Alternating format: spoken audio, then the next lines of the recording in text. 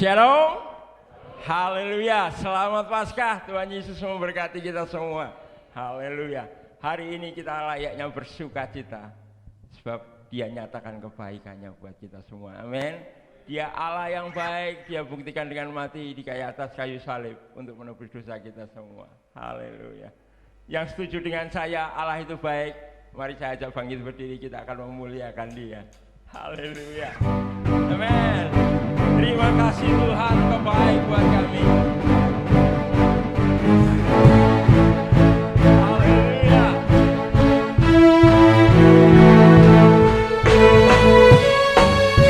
Haleluya Tuhan, Kau sudah mati buat kami. Dia mati bagiku.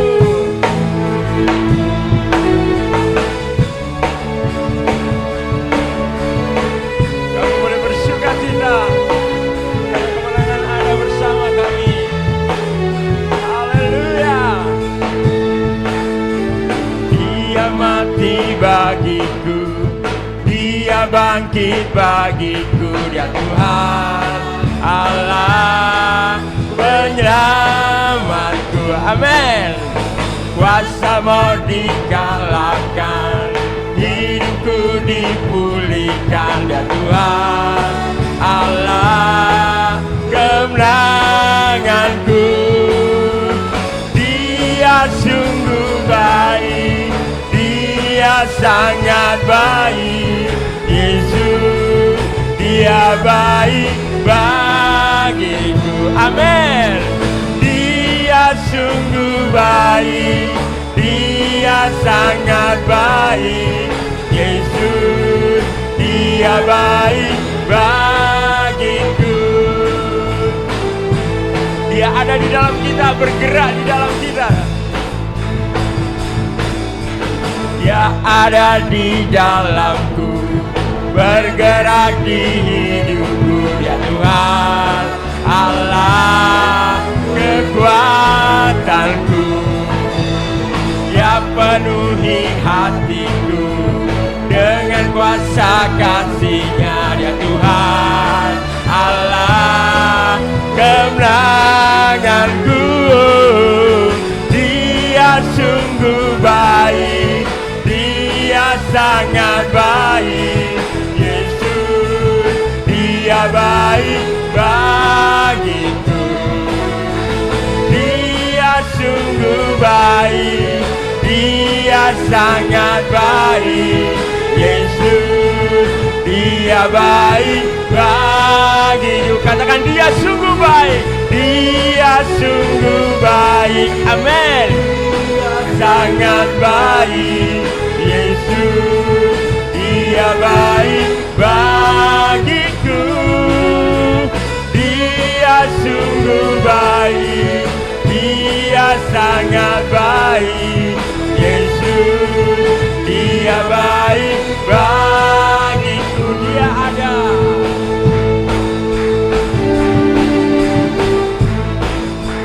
Amin. Dia ada di dalamku, bergerak di hidupku, Dia Tuhan Allah kekuatanku. Dia penuhi hatiku.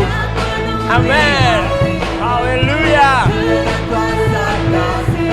Dia Tuhan Allah kemenanganku.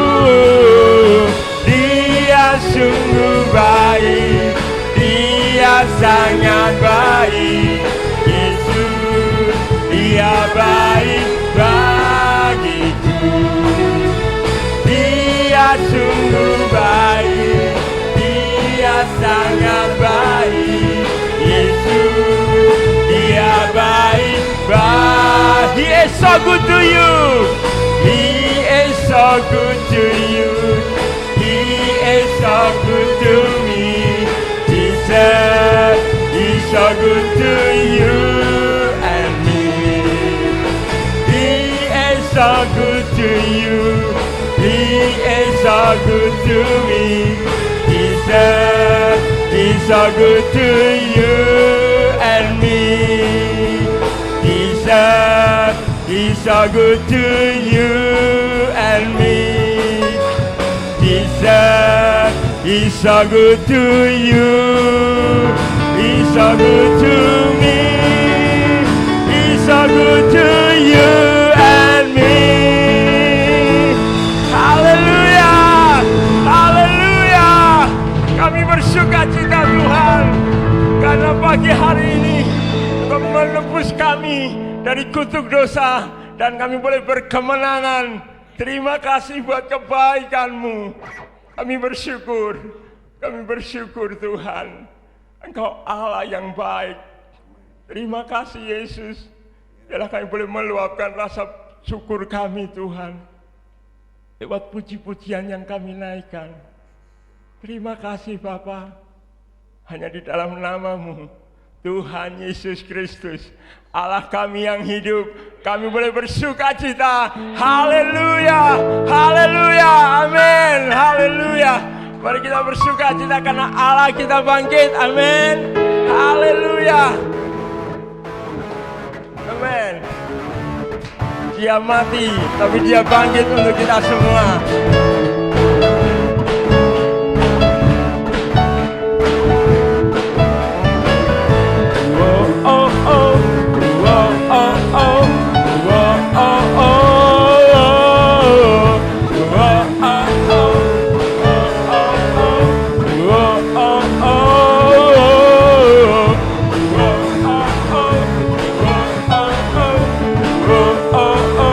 Sekali lagi.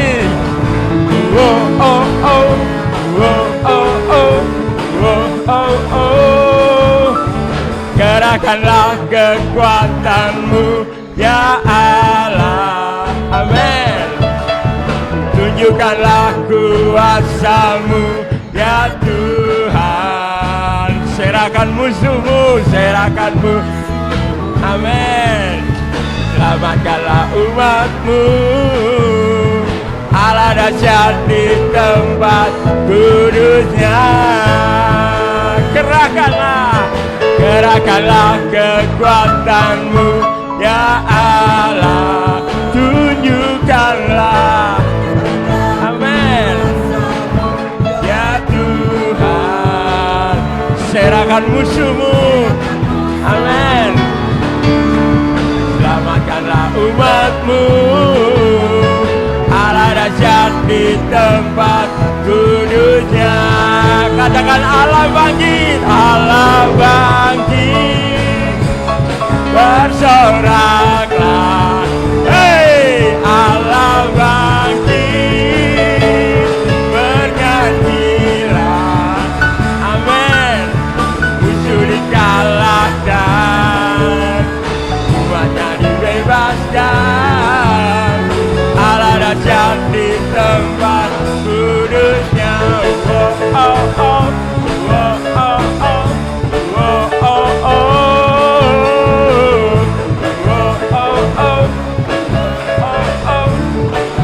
Gerakkanlah kekuatan-Mu, gerakkanlah kekuatan-Mu ya Allah. Tunjukkanlah, amin. Serahkan musuh-Mu, serahkan musuh-Mu. Selamatkanlah umat-Mu. Allah dahsyat di tempat kudusnya. Katakan Allah bangkit, Allah bangkit. Bersoraklah, hei, Allah bangkit. Bernyanyilah, haleluya. Musuh dikalahkan, umatnya dibebaskan. Allah dahsyat di tempat kudusnya. Sekali lagi katakan Allah bangkit, Allah bangkit. Bersoraklah, hei, Allah bangkit. Bernyanyilah, musuh dikalahkan, amin. Umatnya haleluya. Allah dahsyat di tempat kudusnya. Allah dahsyat, Allah dahsyat di tempat kudusnya. Allah dahsyat di tempat kudusnya. Haleluya, haleluya. Terima kasih Tuhan, karena Engkau bangkit, kami boleh memiliki hidup. Haleluya.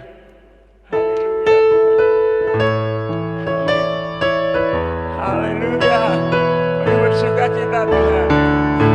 Sebab Dia hidup, ada hari esok.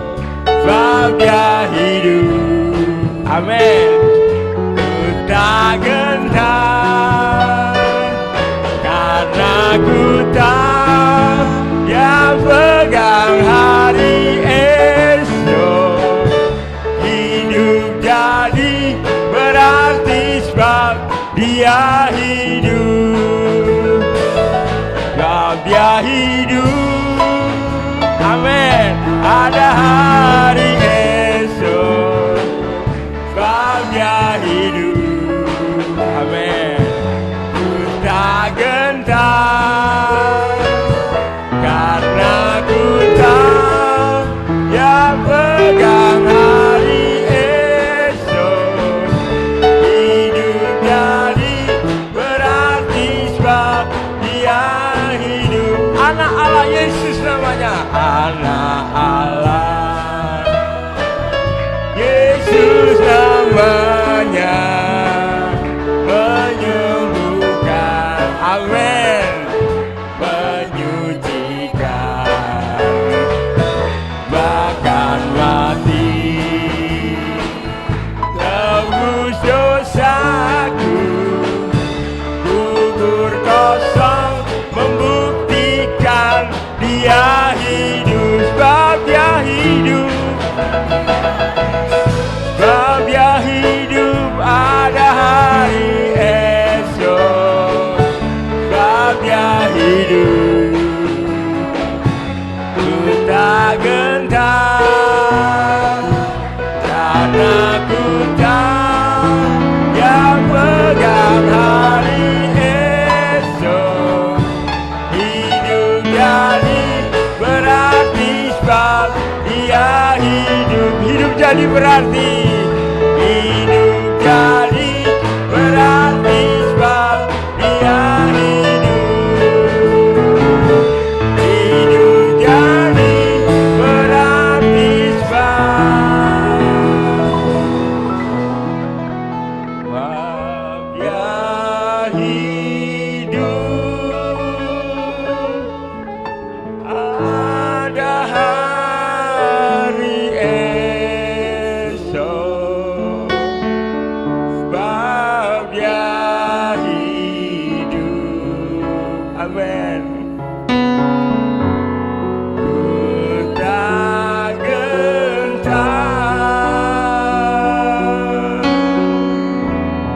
karena ku tahu Dia pegang hari esok.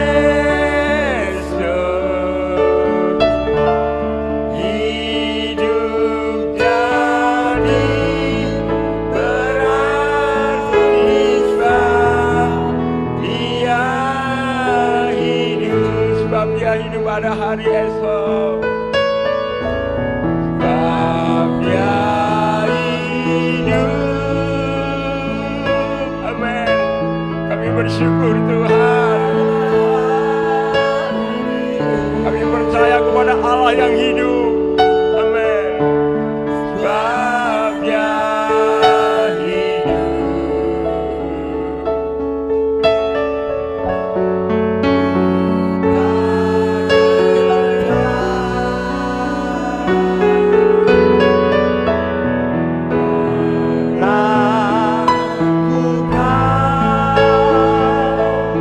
Dia pegang hari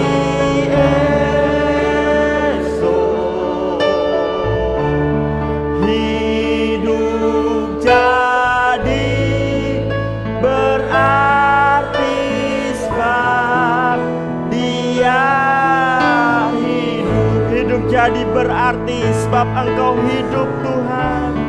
Hidup jadi berarti sebab Yesus hidup jadi berarti. Hidup jadi berarti sebab Yesus hidup. Mari beri sorak-sorak yang terbaik buat Tuhan kita. Haleluya. Engkau Allah yang hidup Tuhan. Engkau Allah yang hidup Tuhan. Dan Engkau tinggal bersama-sama dengan kami, di antara kami. Dan kami bersyukur Tuhan. Kami menyembah Tuhan yang mengasihi kami, yang mati buat kami, dan hidup untuk memberi harapan baru kepada setiap kami. Terima kasih Tuhan. Sebentar kami akan merenungkan firman-Mu. Biarlah Engkau yang berbicara di tengah-tengah kami. Biar pesan Paskah hari ini boleh membangkitkan iman dan pengharapan kami di dalam Engkau. Dalam nama Yesus, sedialah hati kami bagi Engkau. Haleluya. Amin, amin. Silakan duduk Bapak Ibu Saudara. Shalom. Selamat Paskah buat kita semua. Dan biarlah kebangkitan Yesus betul-betul memberikan pengharapan yang baru kepada kita.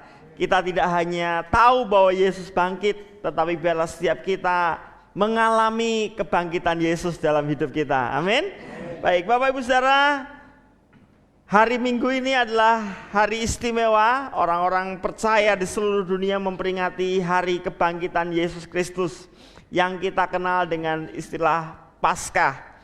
Yesus telah mati disalibkan, tetapi pada hari yang ketiga dia bangkit. Itu sebabnya setiap hari Minggu gereja mula-mula para murid berkumpul untuk mengingat kebangkitan Yesus. Dan tradisi itu diikuti sampai hari ini. Kita orang-orang percaya berkumpul di hari Minggu untuk mengingat bahwa Tuhan kita bangkit. Dan pada waktu gereja mula-mula awal-awal, mereka setiap kali berkumpul, mereka selalu mengucapkan sebuah yel-yel untuk mengingat, untuk memberitakan kabar baik ini. Mereka berkata, Yesus bangkit, dan semuanya menjawab, Dia hidup. Yesus bangkit, Dia hidup. Apa pentingnya buat kita? Ini adalah sebuah kabar pengharapan bagi para murid. Ini adalah sebuah kabar sukacita. Dan hari ini kita akan belajar kebenaran apa yang kita lihat dalam peristiwa kebangkitan Yesus Kristus, yang kemudian menjadi dasar pengharapan kita. Yang pertama Bapak Ibu, Yesus bangkit itu menunjukkan sebuah kebenaran bahwa ketaatan adalah kunci kemuliaan. Yesus bangkit membuktikan bahwa ketaatan adalah kunci kemuliaan. Mari kita lihat dalam Filipi pasal yang kedua ayat 8 dan seterusnya. Firman Tuhan berkata, dan dalam keadaan sebagai manusia, Yesus telah merendahkan dirinya dan taat sampai mati, bahkan sampai mati di kayu salib. Itulah sebabnya Allah sangat meninggikan Dia dan mengaruniakan kepadanya nama di atas segala nama, supaya dalam nama Yesus bertekuk lutut segala yang ada di langit dan yang ada di atas bumi dan yang ada di bawah bumi, dan segala lidah mengaku Yesus Kristus adalah Tuhan, bagi kemuliaan Allah Bapa. Yesus bangkit dan Yesus membuktikan bahwa ketaatan adalah kunci kemuliaan. Bapak Ibu Saudara yang dikasihi Tuhan, melakukan kehendak Allah tidak selamanya mudah. Ketika kehendak Allah bertentangan dengan kehendak pribadi kita dan tidak sama dengan kebiasaan orang banyak, maka melakukan kehendak Allah akan terasa sulit dan menyakitkan. Melakukan kehendak Allah itu berarti kita harus siap berjalan sendirian tanpa berpihak kepada banyak orang, dan kita harus siap kehilangan banyak hal. Ketika Yesus memilih untuk taat kepada kehendak Bapanya, Yesus harus mengalami penderitaan. Yesus harus dipermalukan di kayu salib. Bahkan ketaatan Yesus mengakibatkan kematian dalam kenistaan. Tetapi kebangkitannya membuktikan bahwa kayu salib bukan akhir hidup Yesus. Bahkan ketika Yesus taat, Yesus harus menghadapi kematian. Allah sanggup membangkitkan Yesus dan memuliakan Yesus. Amin Bapak Ibu Saudara. Kebangkitan Yesus membuktikan bahwa Allah itu benar dan setia. Bahwa semua orang yang hidup dalam ketaatan kepada kehendak Allah pasti akan menikmati kemenangan dan kemuliaan. Amin. Kebangkitan Yesus menjadi dasar pengharapan kita. Ketika situasi-situasi yang kita alami begitu sulit, saat kita berjalan dalam ketaatan kepada kehendak Allah. Tapi percayalah, Yesus yang bangkit itu juga akan membangkitkan kita dalam kemenangan dan kemuliaan. Ketika kita memilih untuk taat, apapun konsekuensinya. Dalam keseharian kita terus dihadapkan kepada begitu banyak pilihan. Dan kita harus mengambil keputusan yang tepat, yaitu memilih untuk hidup sesuai kehendak Allah. Dalam pekerjaan ada banyak godaan, ada banyak tekanan. Dalam berumah tangga ada banyak godaan, ada banyak tekanan. Dalam menjalani keseharian kita selalu bisa memilih untuk menurut mau kita sendiri, memilih untuk mengikuti arus dunia, mengikuti untuk memenuhi segala hawa nafsu kita, atau kita memilih untuk taat kepada kehendak Allah. Sekalipun kita harus sendirian, bahkan kita harus memikul rasa sakit dan penghinaan. Tapi percayalah, kebangkitan Yesus menjadi harapan baru buat kita. Yesus telah membuktikan bahwa kematian bukan akhir segalanya. Bahwa Yesus dibangkitkan karena dia terbukti benar. Dia terbukti taat penuh kepada kehendak Allah. Bapak Ibu Saudara, dalam perjanjian lama juga ada banyak tokoh-tokoh yang karena pilihan hidupnya taat kepada kehendak Allah berakhir pada hidup yang dimuliakan. Itu berarti kemuliaan yang dialami oleh pihak-pihak yang taat pada kehendak Allah itu tidak hanya dialami oleh Yesus, tetapi siapapun kita. Dalam perjanjian lama ada tokoh yang bernama Sadrah, Mesah, Abednego. Oleh karena mereka takut akan Tuhan, mereka taat kepada kehendak Allah, Tuhan membuat mereka menjadi lebih bijak, lebih cerdas dari yang lainnya. Ketika para pemuda dikumpulkan untuk menikmati santapan raja yang sudah dipersembahkan kepada berhala, kepada dewa-dewa orang-orang Babel, mereka memilih untuk tidak menajiskan diri mereka. Mereka memilih untuk mengambil pilihan minoritas di tengah-tengah tekanan orang banyak. Tetapi Allah terbukti benar ketika mereka setia pada komitmen mereka untuk tidak menajiskan diri mereka dengan makanan-makanan yang dipersembahkan kepada dewa-dewa Babel waktu itu. Tuhan membuat mereka cerdas 10 kali lipat dibanding yang lain. Promosi datang, mereka menjadi pejabat-pejabat pemerintahan di kerajaan Babel. Tapi beberapa waktu kemudian Nebukadnezar mengambil sebuah keputusan yang begitu sulit buat mereka. Nebukadnezar membangun patung yang tinggi, yang megah, dan Raja Nebukadnezar berkata, semua orang harus sujud menyembah patung yang aku dirikan. Sebab kalau tidak, mereka akan menghadapi panasnya api yang akan dinyalakan. Saudara tahu, Sadrah, Mesah, Abednego mengambil pilihan yang sepertinya sulit, tetapi itulah pilihan yang tepat. Mereka rela kehilangan posisinya, rela kehilangan jabatannya, bahkan mereka rela kehilangan nyawanya demi sebuah ketaatan. Ketika semua sujud menyembah kepada patung itu, Sadrah, Mesah, Abednego tetap berdiri dan menyembah Allah. Raja Nebukadnezar begitu marah dan kemudian memberi kesempatan sekali lagi. Raja berkata, kalau engkau tidak menggunakan kesempatan ini, Kamu akan dimasukkan ke dapur api yang akan dipanaskan 7 kali lebih panas dari sebelumnya. Kalau kita membaca kitab Daniel, mereka membuat sebuah komentar atau sebuah tanggapan yang sungguh-sungguh luar biasa. Kami memilih untuk tidak menyembah selain Allah kami yang hidup. Bahkan sekalipun Allah kami tidak turun tangan untuk menolong kami, kami tetap akan menyembah Allah kami, Allah Israel. Wow, sebuah komitmen yang luar biasa. Kalau hari ini sekalipun sakit kami enggak disembuhkan, sekalipun keuangan kami memburuk, kami tidak mau kehilangan integritas kami enggak mau kehilangan iman kami enggak mau kehilangan kejujuran kami mau memilih takut akan Tuhan. Sekalipun kondisi kami sulit, kami mau memilih untuk tetap mengasihi Tuhan, mengasihi sesama.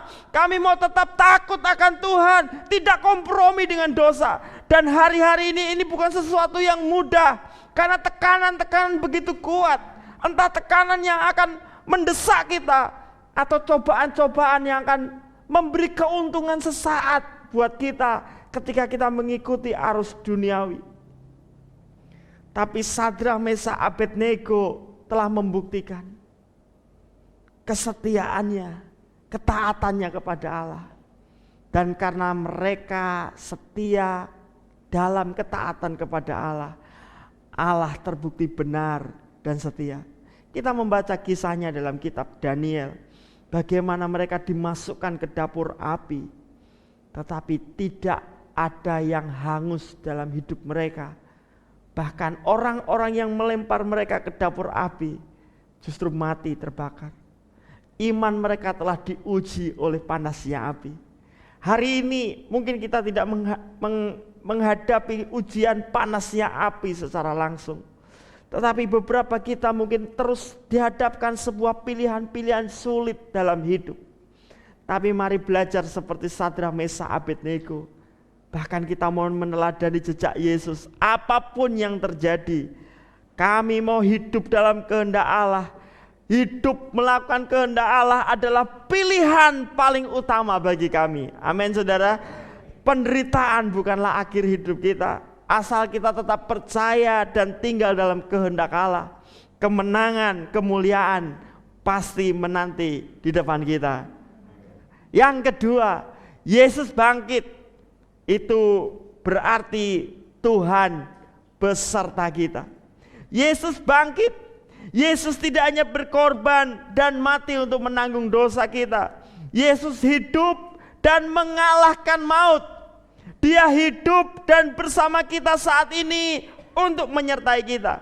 Yesus tidak hanya menjadi teladan ketaatan bagi kita, tetapi Yesus hadir dalam hidup kita untuk memberi kuasa kemenangan, untuk memberi kuasa dan selalu siap menolong kita, supaya kita berjalan dalam kemenangan demi kemenangan. Amin. Dalam kemuliaan demi kemuliaan. Coba kita lihat dalam Yohanes 20 ayat yang ke-19. Firman Tuhan berkata, ketika hari sudah malam pada hari pertama minggu itu, berkumpullah murid-murid Yesus di suatu tempat dengan pintu-pintu yang terkunci, karena mereka takut kepada orang-orang Yahudi. Pada waktu itu datanglah Yesus dan berdiri di tengah-tengah mereka dan berkata, damai sejahtera bagi kamu. Dan sesudah berkata demikian, ia menunjukkan tangannya dan lambungnya kepada mereka.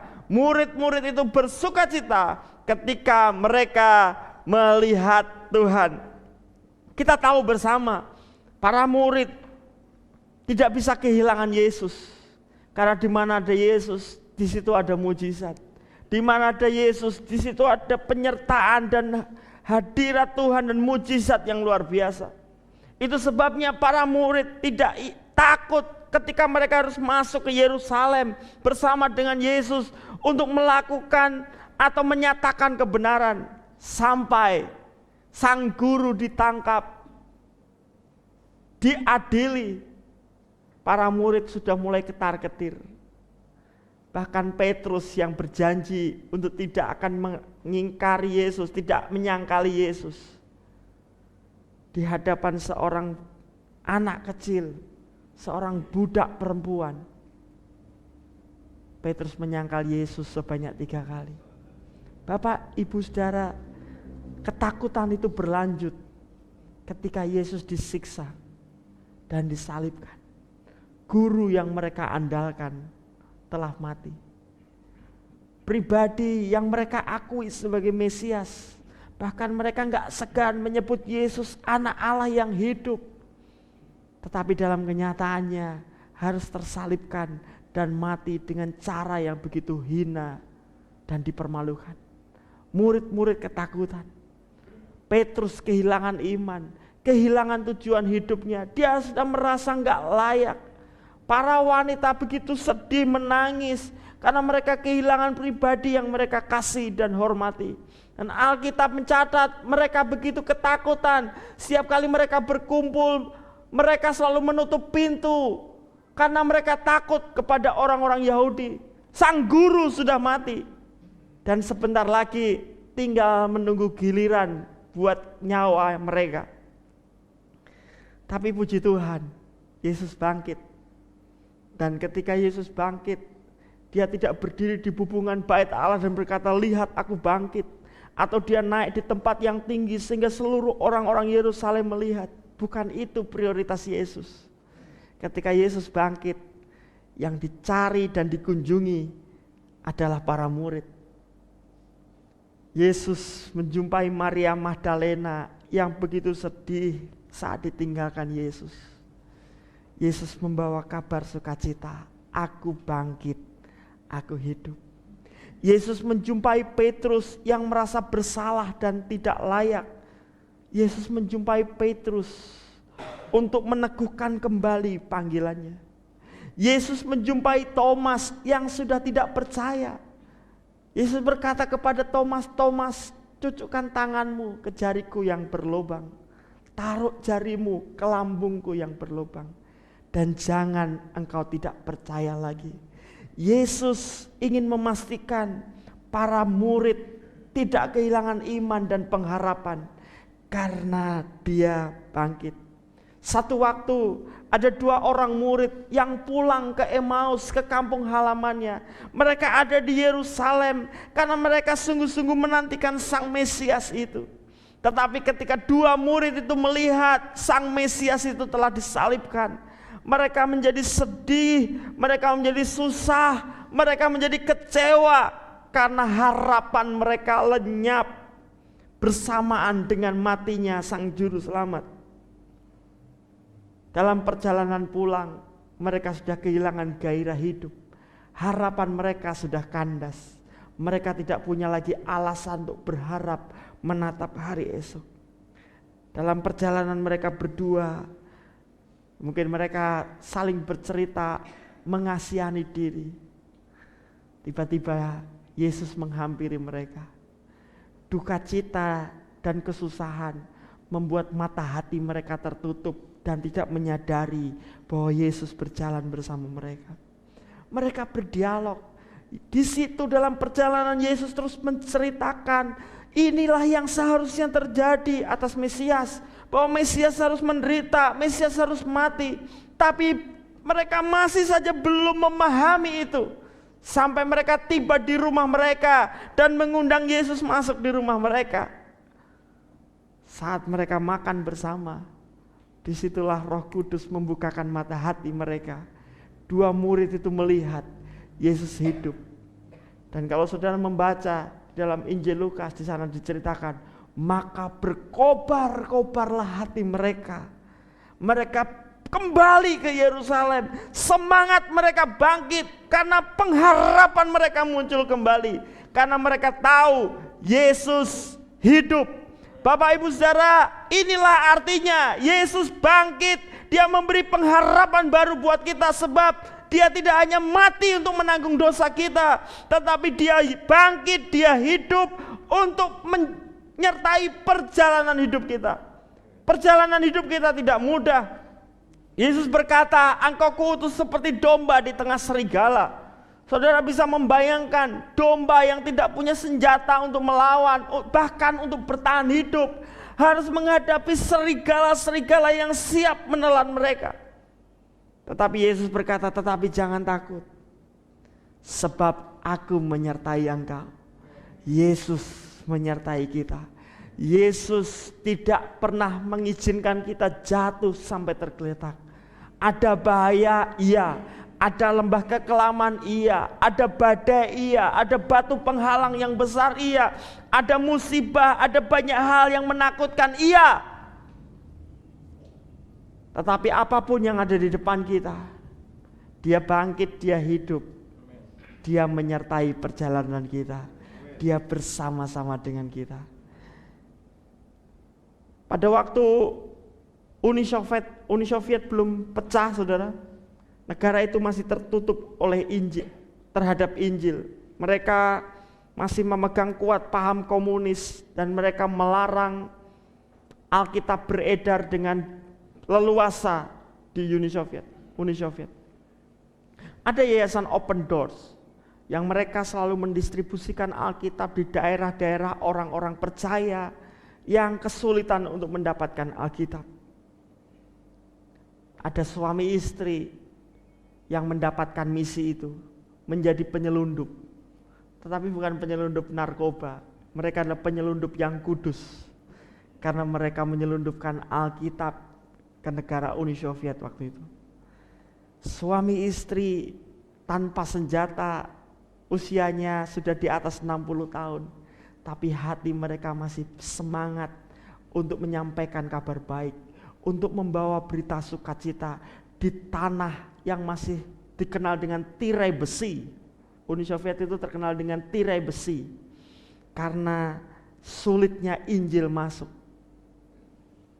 Mereka memasukkan koper-koper di bagasi mobil mereka yang berisi Alkitab, lalu ditutup dengan beberapa baju. Lalu koper itu dimasukkan bagasi. Di atasnya dia taruh lempitan perahu karet. Supaya nanti kalau ada apa-apa ditanya, kami wisata ke negara Uni Soviet. Mereka sudah mempertimbangkan, memperhitungkan semuanya dengan baik. Tiba waktunya mereka akan melangkah. Mereka datang kepada Tuhan. Tuhan, kami sudah melakukan bagian kami. Selanjutnya kami menantikan kemurahan-Mu. Kami mau pegang janji-Mu, sebab firman-Mu berkata, pergilah jadikan semua bangsa muridku. Dan seterusnya dan seterusnya. Dan ketahuilah aku menyertai kamu senantiasa sampai akhir zaman.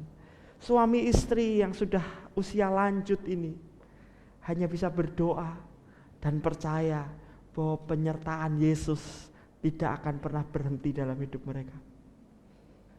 Mereka lewat sebuah rute yang mereka pertimbangkan aman.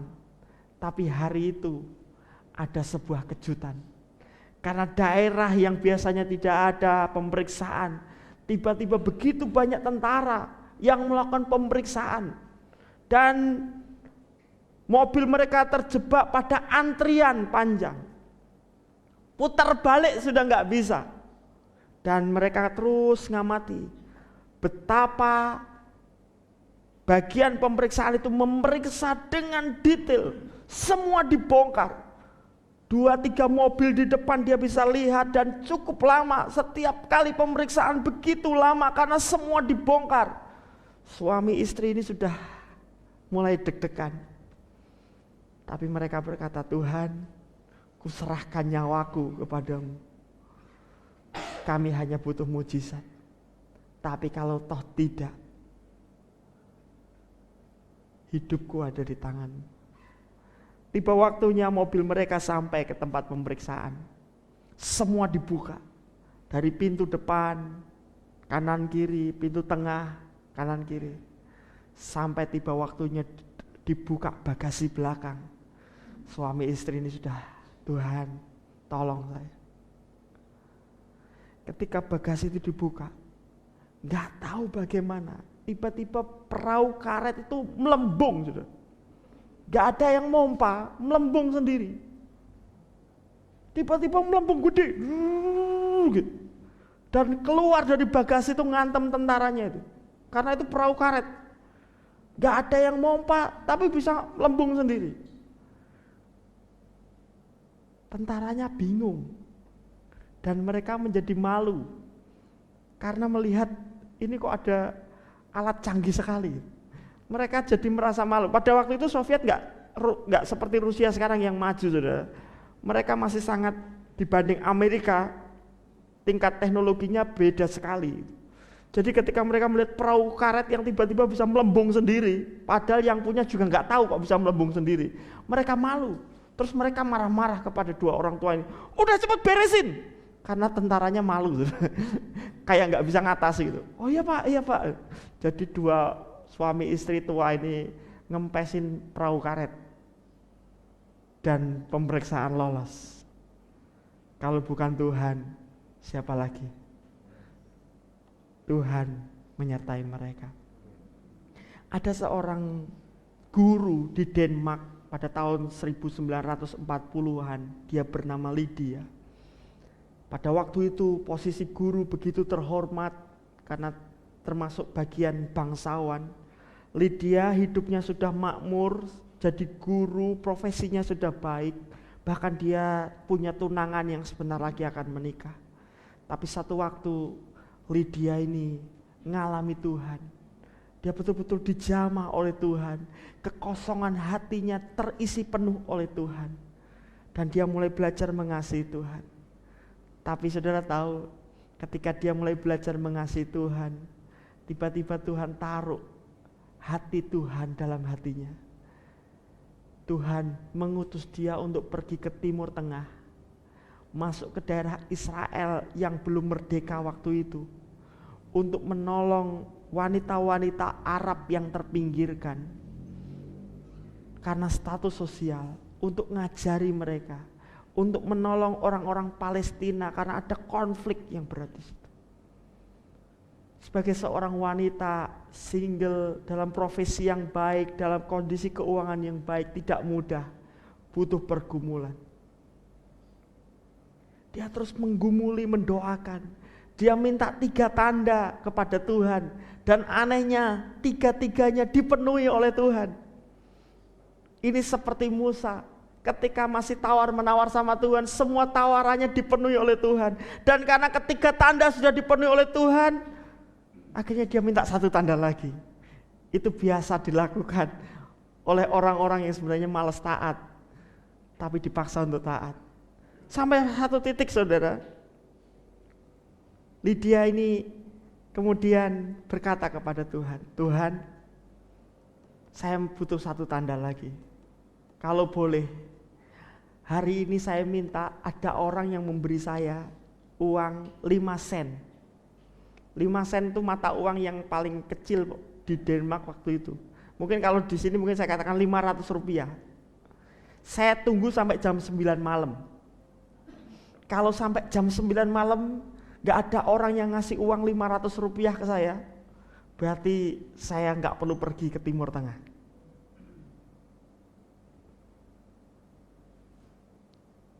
Bagaimana mungkin seorang terhormat, profesinya baik, duitnya banyak, terus ada orang ngasih uang 500 rupiah? Ini sesuatu yang gak mungkin. Tetapi justru dia berharap itu tidak terjadi. Dia tunggu sampai sore, puji Tuhan.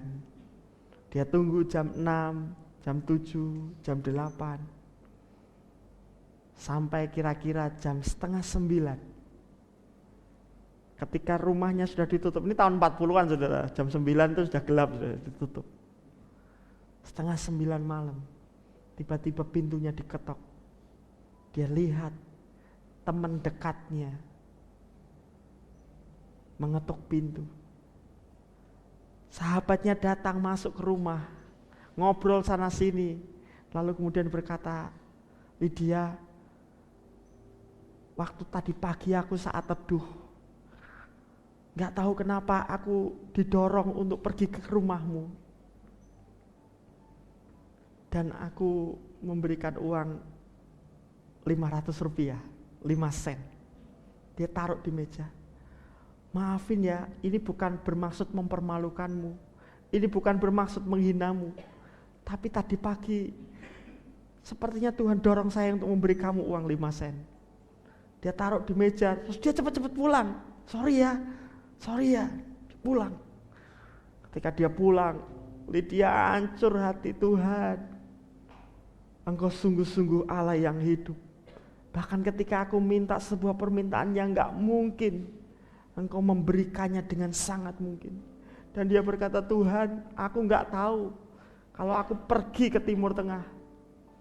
Karena salah satu tandanya adalah tunangannya memutuskan dia. Dan itu sudah dilakukan. Jadi tunangannya sudah putus, dia sudah gak punya siapa-siapa lagi. Dia hanya butuh meninggalkan profesinya. Dia berkata, ya Tuhan, aku mau berangkat karena aku percaya Engkau menyertai aku. Baru selesai dia berdoa, pintu diketok lagi. Ketika dia buka, sahabatnya balik lagi. Sorry Lydia, sebenarnya aku mau kasih 500.000. Kalau mungkin sekarang bahasa saya tuh pengen ngasih 500.000. Tapi kok Tuhan nyuruh saya ngasih 500 rupiah. Wes, sisanya tak kasih ke kamu semua. Jadi malam itu dia mendapatkan uang 500.500 rupiah dalam nominal sekarang. Pesan apa yang paling kuat yang Lydia tangkap? Bukan masalah angkanya, karena dia berlatar belakang orang kaya. Dia mulai berpikir, ketika saya minta 500 rupiah, sebenarnya Tuhan sudah siapkan 500.000 buat dia. Tuhan memastikan kepada Lydia, aku menyertaimu, bahkan aku akan memenuhi segala keperluanmu kalau kamu belajar taat dan berserah kepadaku. Bapak Ibu Saudara, mungkin kita tidak diutus untuk menjadi pelayan-pelayan misi ke luar negeri di daerah-daerah yang berbahaya. Tapi biarlah perjalanan hidup kita tetap mengambil komitmen, aku mau taat kepada Tuhan apapun resikonya. Dan biarlah hidup kita menjadi tanda ajaib bagi banyak orang, karena penyertaan Tuhan nyata dan sempurna atas kita.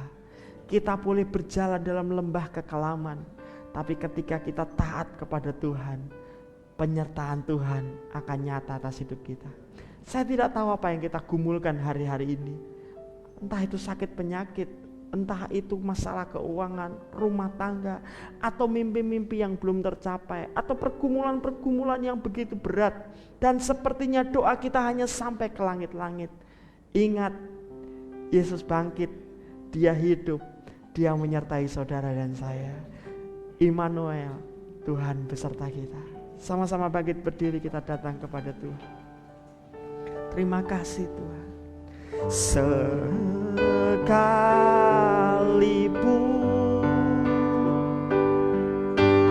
ku berjalan dalam lembah kekelaman, Kau besertaku.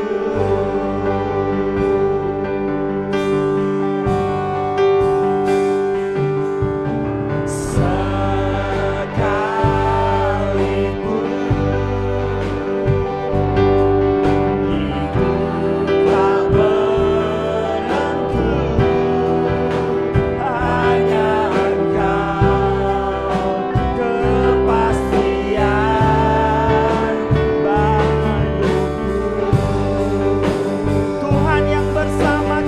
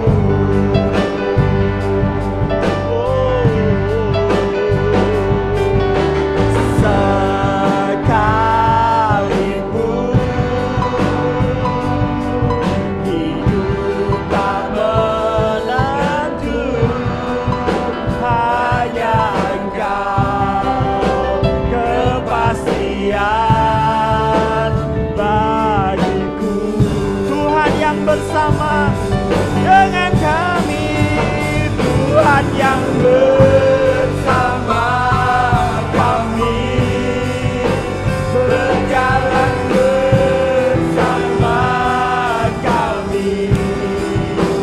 Kita takut, ku tak gentar, sebab Allahku bersama kami. Tuhan yang bersama kami, berjalan bersama kami. Tanganmu yang pegang hidupku, ku yakin kau bersama kami. Tuhan yang bersama kami, berjalan bersama kami. Tak takut, amin, ku tak gentar, sebab Allahku bersama kami. Tuhan yang bersama kami, berjalan bersama kami.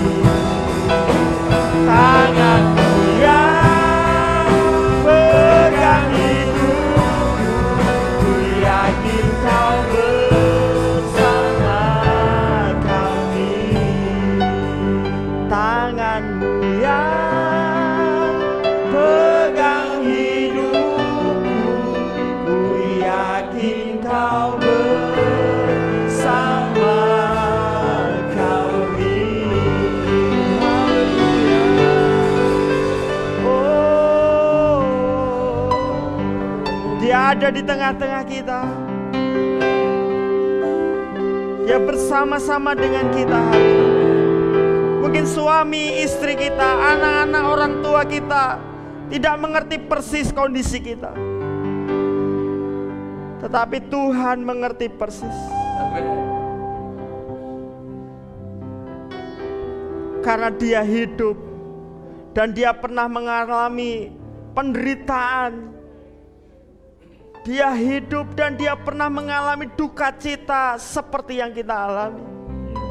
Dia hidup untuk mendampingi kita, untuk menguatkan kita, untuk memberi kemenangan kepada kita. Haleluya.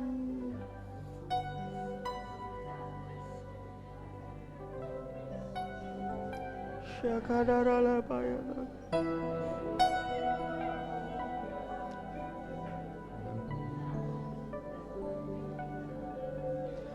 Allah mengerti, Allah peduli segala persoalan yang kita alami. Tak akan pernah dibiarkannya ku bergumul sendiri, sebab Allah mengerti. Allah mengerti. Allah mengerti. Allah peduli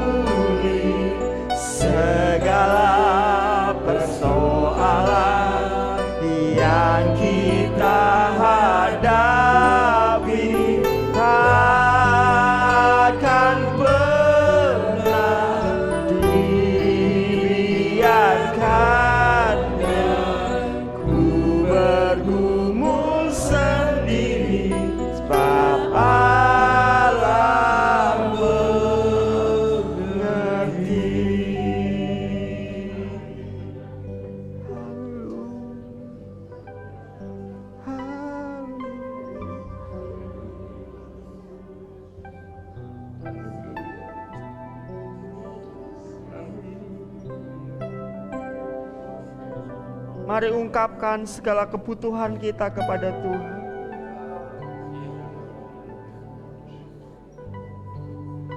Mari akui keberadaan kita. Mungkin itu ketakutan kita, kegelisahan kita, ketidakberdayaan kita. Mari hampiri tahta kasih karunia Allah. Yesus hidup, Dia bersama kita.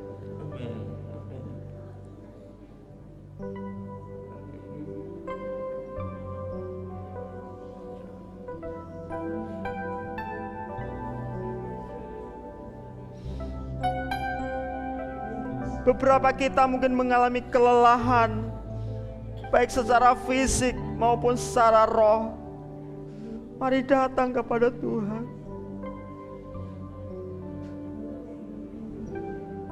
Biar kekuatan yang baru, anugerah yang baru, biar kehidupan Kristus itu nyata dalam kita.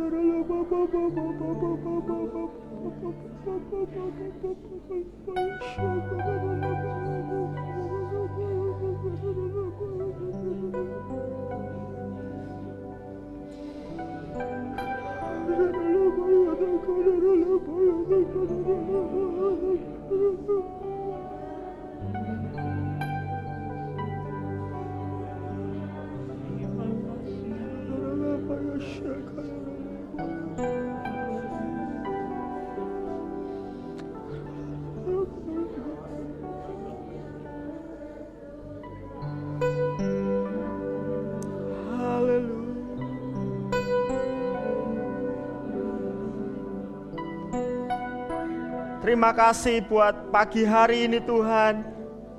Terima kasih buat firman-Mu. Biar kami belajar seperti Engkau, memilih untuk taat kepada firman Tuhan, taat kepada seluruh kehendak Allah. Bahkan sekalipun kami harus seolah-olah sendirian, karena tidak ada pihak yang bersama dengan kami. Kami bersyukur kami tidak sungguh-sungguh sendirian, karena Engkau bersama-sama dengan kami. Kuatkan dan teguhkan kami, biar kami boleh mengalami pengalaman-pengalaman pribadi bersama dengan Engkau. Biar penyertaan-Mu nyata kami nikmati setiap hari, sehingga kami tidak perlu takut bahaya, sebab Tuhan bersama-sama dengan kami. Terima kasih Tuhan, terima kasih.